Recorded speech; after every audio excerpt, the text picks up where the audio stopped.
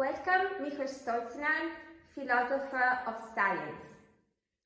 Imagine you could launch a call for papers to be circulated among the great philosophers of the past. What title would you give this initiative and what topics would you invite them to address? Yeah, I had a great first. You might be surprised given the paper I've announced here, but I had always a great fascination with some argument that returns over the millennia. Namely, how can you characterize the actual world with respect to all possible worlds by some criterion of uniqueness or optimality? And in the 18th century, there was a big fight about when this question was turned mathematical in the form of the principle of least action.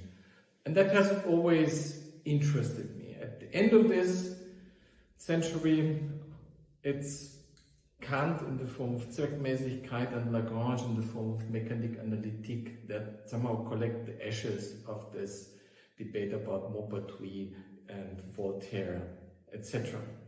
The idea then returns when physics becomes more mathematical with Planck and with Hilbert, and it returns also in the probabilistic outfit in an ensemble of possible paths, possible worlds.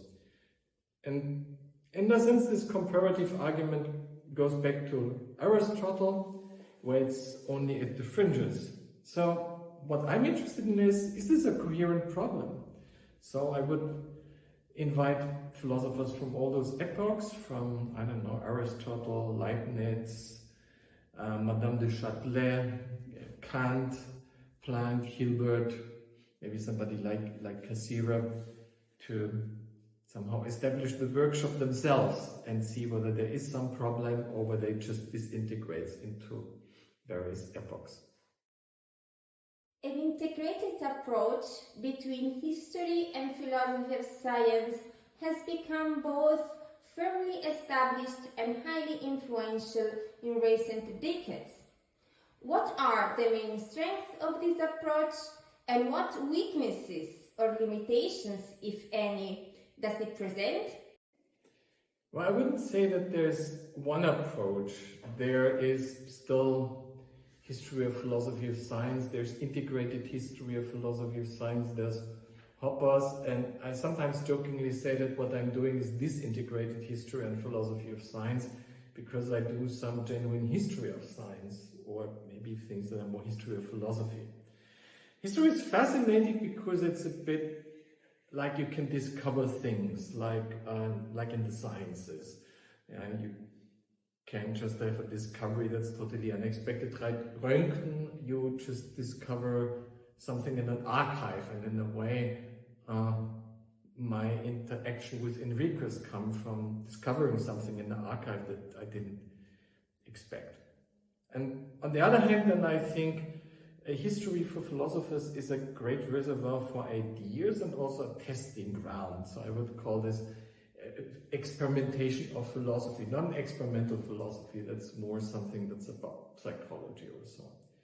You also ask about weaknesses. Well, I mean, you have to be a citizen of both worlds in a way, or have, if you don't, you have an interdisciplinary attitude, because there has been, and there's a sort of a history of intrusions felt.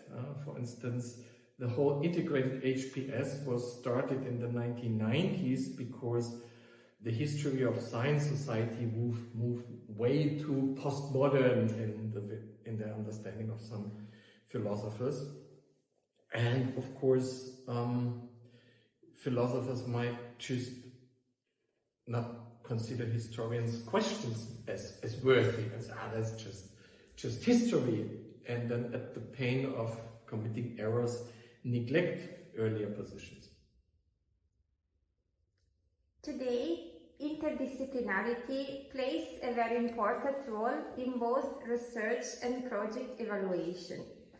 As you contributed to the epistemology of the Large Hadron Collider, one may ask, when does a philosophical problem become a scientific one? And when does a scientific problem in turn become a philosophical one? I think interdisciplinary needs patience. To set up this 13, 14 years of epistemology of the Large Hadron Collider, we started discussing 2 years to find a common language, because these were physicists that hadn't yet done any philosophical work. They read Kuhn or some books, and this wasn't, particle physics wasn't the field that I had studied at the university. So you have to find joint ideas, joint problem, and a joint language, and I think that's how we convince the funding agencies.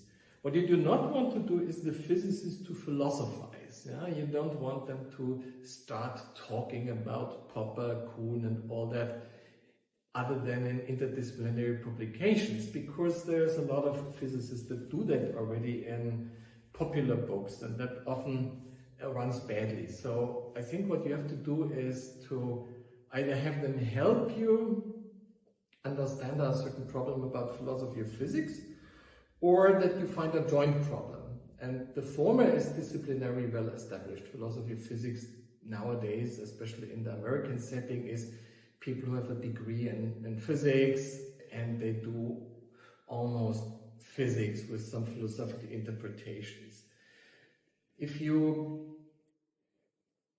want really a joint problem, that's more tricky, because it has a labeling problem. Physicists have a lot of foundational problems. What's a good theory, what's not a good theory. But they don't want to call it philosophical. But there are a ton of principles out there, like naturalness or so, that they discuss, and I think where we can be helpful, because we as philosophers have a sort of experience in dealing with how concepts migrate, how concepts are used. I'm not talking here about conceptual engineering, that's a philosophical discipline. Because if this goes badly, then you get again, like in this naturalness, that the debate is leveled in a popular book that then trashes a whole philosophical discussion. Or now in AI, you have words like explainable AI. In the old days, and that was connected to this teleology debate, you had the entropic principle, and then you write thick philosophical books about everything. Here, where then the authority of the physicist extends into the public discourse, and they sort of do some bad philosophy. And I think that's somehow a Vienna Circle lesson that I always liked, this unavoidability of philosophy, because if you're not discussing with skilled philosophers or skilled physicists the basic concepts of your discipline, then you might be very skeptical if there's a crisis, if there's a conceptual problem, and people say, oh, science is in crisis, and then this goes into public discourse, and at the end of the day you have a mess. So I think that's why there's a need for these interactions. Thank you very much for answering our questions. Thank you.